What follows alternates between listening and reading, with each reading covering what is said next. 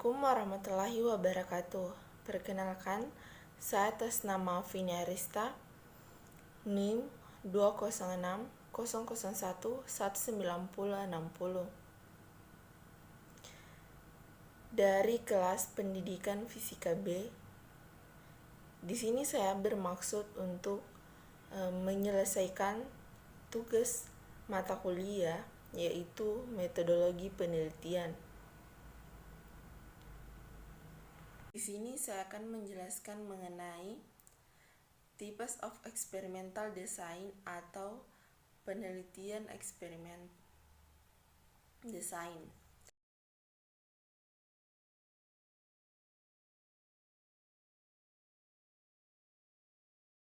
Ada beberapa jenis penelitian. Yang pertama yaitu true experimental design. Dikatakan true experimental atau eksperimen yang betul-betul karena dalam desain ini peneliti dapat mengontrol semua variabel luar yang mempengaruhi jalannya eksperimen. Dengan demikian, validitas internal atau kualitas pelaksanaan rancangan penelitian dapat menjadi tinggi.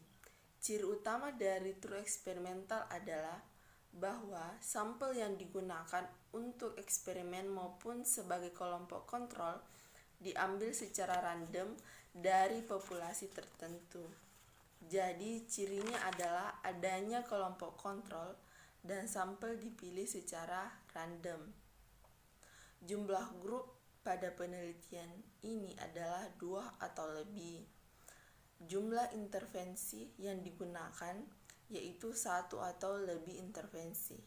Dan berapa kali variabel terikat diamati atau diukur yaitu sekali. Kontrol yang biasa digunakan dalam penelitian ini yaitu pretest, pencocokan, pemblokiran, dan covariat.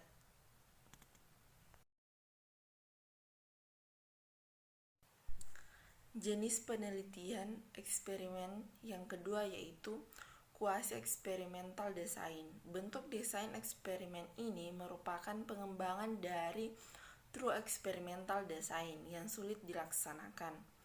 Desain ini mempunyai kelompok kontrol tetapi tidak dapat berfungsi sepenuhnya untuk mengontrol variabel-variabel luar yang mempengaruhi pelaksanaan eksperimen. Walaupun demikian, desain ini lebih baik dari pre-experimental design. Quasi-experimental design digunakan karena pada kenyataannya sulit mendapatkan kelompok kontrol yang digunakan untuk penelitian. Penelitian ini tidak secara random dan jumlah grup yang digunakan yaitu 2 atau lebih. Jumlah intervensi yang digunakan yaitu 1 atau lebih intervensi. Dan berapa kali variabel terikat diukur atau diamati yaitu sekali. Kemudian kontrol yang digunakan yaitu pretest, percocokan, pemblokiran, dan covariat. Jenis eksperimen yang ketiga yaitu faktorial. Desain merupakan modifikasi dari desain true eksperimental, yaitu dengan memperhatikan kemungkinan adanya variabel moderator yang mempengaruhi perlakuan terhadap hasil. Semua grup dipilih secara acak, kemudian diberi pretest. Grup yang akan digunakan untuk penelitian ini dinyatakan baik jika setiap kelompok memperoleh nilai pretest yang sama. Dalam penelitian ini dapat secara random, kemudian menggunakan kelompok 2 atau lebih. Kemudian intervensi yang digunakan yaitu 2 atau lebih intervensi. Dan berapa kali variabel terikat diteliti atau diukur yaitu sekali. Kemudian kontrol yang digunakan yaitu pretest, percocokan, pemblokiran, dan covariat.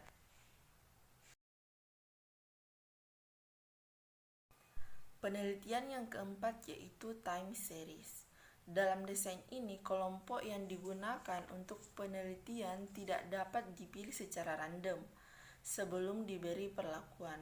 Kelompok diberi pretest sampai 4 kali dengan maksud untuk mengetahui kestabilan dan kejelasan keadaan kelompok sebelum diberi perlakuan. Bila hasil pretest selama 4 kali ternyata nilainya berbeda-beda, berarti kelompok tersebut keadaannya labil, tidak menentu dan tidak konsisten. Setelah kestabilan keadaan kelompok dapat diketahui dengan jelas, maka baru diberi treatment. Desain penelitian ini hanya menggunakan satu kelompok saja, sehingga tidak memerlukan kelompok kontrol. Nah, jenis desain ini tidak secara random, kemudian menggunakan satu kelompok. Kemudian intervensi yang digunakan yaitu satu atau lebih intervensi. Kemudian berapa kali variabel terikat diukur dan diamati yaitu setelah setiap intervensi. Kemudian kontrol pada penelitian ini yaitu kelompok menjadi kendalinya sendiri. Desain penelitian yang kelima yaitu repeat measure design atau dikenal juga sebagai within subject design atau repeat measure ANOVA design. Tiap individu menerima semua jenis perlakuan eksperimen secara berturut-turut. Kemudian respon mereka pada tiap perlakuan diukur. Repeat measure design biasanya dipilih untuk desain eksperimental di mana hasilnya muncul secara perlahan dan membutuhkan waktu yang tidak sebentar. Respon pada individu diukur secara bertahap untuk mengetahui efek yang mulai muncul. Counterbalancing atau randomisasi atau membalik urutan perlakuan di antara subjek juga sering dilakukan pada repeat measure design untuk memastikan bahwa urutan pemberian perlakuan tidak mempengaruhi hasil eksperimen. Nah, pada penelitian ini tidak secara random menggunakan satu kelompok. Intervensi yang digunakan yaitu 2 atau lebih. Variabel terikat diukur atau diamati setelah setiap intervensi. Kemudian kontrol yang digunakan yaitu covariat.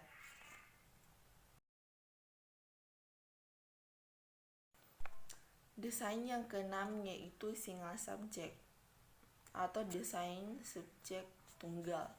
Satu subjek desain yang menyediakan struktur untuk pengembangan individu, bukan kelompok.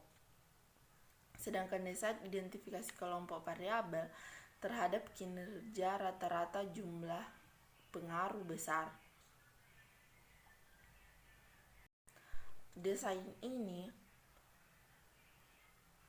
memerlukan tindakan dari variabel dependen. Kemudian jenis desain ini tidak secara random menggunakan satu individu dipelajari pada suatu waktu. Intervensi yang digunakan yaitu satu atau lebih intervensi. Kemudian variabel terikat diukur atau diamati yaitu beberapa poin, dan kontrol yang digunakan yaitu individu menjadi kendali mereka sendiri. Sekian yang bisa saya jelaskan, lebih dan kurangnya mohon dimaafkan. Assalamualaikum warahmatullahi wabarakatuh.